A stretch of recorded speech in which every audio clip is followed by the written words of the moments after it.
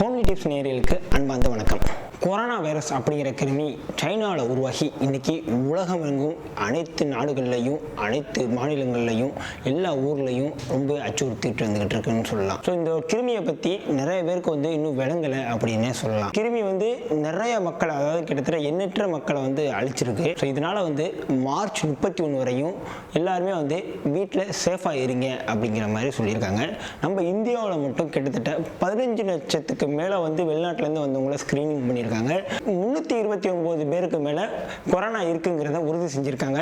7 நபர்களுக்கு மேலே இறந்தும் போயிருக்காங்க. அதில் 23 நபர்கள் சரியாகி டிஸ்சார்ஜும் ஆகியிருக்காங்க. இந்த கொரோனா அப்படிங்கிற கிருமி மனிதனை அழிக்கக்கூடிய ஒரு கொடூர நோயாக பார்க்கப்படுது. இந்த கொரோனாவிலேருந்து தப்பிச்சுக்கிறதுக்கு என்னென்ன பண்ணணும் அப்படின்னு பார்த்தீங்கன்னா 5 விஷயத்தை நீங்கள் செஞ்சால் போதும்.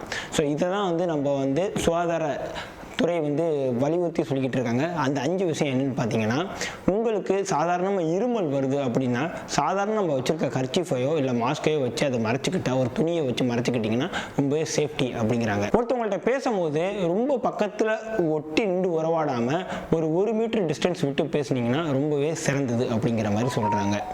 ஒருவருக்கு ஜுரமோ காய்ச்சலோ இருந்துச்சுன்னா அருகாமையில் உள்ள ஏதோ ஒரு ஆஸ்பத்திரியில் போய்ட்டு பார்க்கணும். அதற்காக சாதாரண வர ஜுரத்துக்கு, சாதாரண வர சளிக்கு அதுக்கான போய் டாக்டரை போய் டிஸ்டர்ப் பண்ண தேவையில்லை. இதே ஜுரங்கள் தொடர்ச்சியாக ஒரு 5 நாட்களுக்கு மேலே 6 நாட்களுக்கு மேலே இருந்தால் மட்டுமே மருத்துவமனை அணுகுவது சிறப்பு. குறிப்பாக முக்கியமான ஒரு விஷயம் என்னென்னு பார்த்தீங்கன்னா, அதில் இப்போ வெளியே எங்கேயும் போயிட்டு வந்தீங்கன்னா கை கழுவும் பழக்கம் ரொம்பவே முக்கியமானது.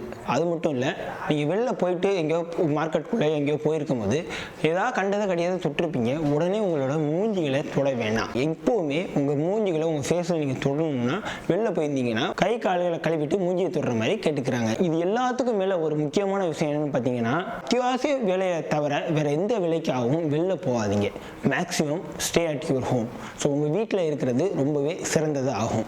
ஸோ வீட்டில் இருந்தாவே நீங்கள் உங்களே தனிமைப்படுத்தி கொண்டாவே உங்களுக்கு இந்த மாதிரி ஒரு தப்பான கிருமிகள் அன்றதை ரொம்பவே பாதுகாத்துக்கலாம். ஒரு நாளைக்கு கிட்டத்தட்ட குறைந்தபட்சம் வீட்டிலே இருந்தாவே ஒரு 5 முறையும் அதிகபட்சம் ஒரு 10 முறையும் கை கழுவணும். அப்போ வெளியில் போயிட்டு வந்தால் எவ்வளோ தடவை கை கழுவணும்னு நீங்களே கால்குலேட் பண்ணிக்கோங்க. இந்த கொரோனாலேருந்து தப்பிச்சுக்கிறதுக்கு வேறு என்னென்ன எக்ஸ்ட்ரா பண்ணிக்கணும் அப்படின்னு பார்த்தீங்கன்னா, சத்தான உணவுகளை எடுத்துக்கலாம். விட்டமின் சி உள்ள உணவுகளை நம்ம எடுத்துக்கலாம். ஆப்பிள் அதிகமாக சாப்பிட்லாம், திராட்சை சாப்பிட்லாம், அது இல்லாமல் மாதுளை பழங்கள் சாப்பிட்லாம், அது இல்லாமல் பூண்டு அதிகமாக சேர்த்துக்கலாம், இஞ்சி அதிகமாக சேர்த்துக்கலாம். இது போன்ற எண்ணற்ற உணவுகள் வகைகள் இருக்குது. நம்ம ஹோம்லி டிப்ஸ்லேயே நிறைய உணவு முறைகளை நம்ம சொல்லியிருக்கோம். இந்த உணவு முறைகளை நீங்கள் பயன்படுத்திக்கிட்டீங்கன்னா உங்களுக்கு அந்த தாக்கிராமல் இருக்கும். எதிர்ப்பு சக்திகள் குறைவாக இருக்கிறவங்க தயவு செய்து வெளியில் போகிறத தவிர்த்துக்கணும். அதுக்கு எதிர்ப்பு சக்தி வர வைக்கக்கூடிய உள்ள எல்லா உணவுகளையும் நீங்கள் எடுத்துக்கிறது ரொம்பவே சிறந்தது. ஹெல்த் டிபார்ட்மெண்ட் சொல்லியிருக்கிறது என்னென்னா, குழந்தைகள் வெளில போக வேணாம், அதே மாதிரி 65 வயசுக்கு மேலே உள்ள பெரியவங்களும் வெளில போக வேணாம் அப்படிங்கிற மாதிரி சொல்லியிருக்காங்க. ஸோ இது எல்லாத்தையும் நீங்கள் ஒரு முறையாக கையாண்டிங்கன்னா உங்களுக்கு இந்த கொரோனா அப்படிங்கிற இந்த கொடூர கிருமி வராது அப்படிங்கிற மாதிரியே சொல்லலாம். ஸோ அதனால் தயவு செய்து மக்கள் அனைவரும் இதை கடைபிடிக்குமாறு ரொம்ப அன்பாக கேட்டுட்டு உங்களிருந்து விடைபெறுவது உங்கள் சாம் ரியாஸ். நன்றி, வணக்கம்.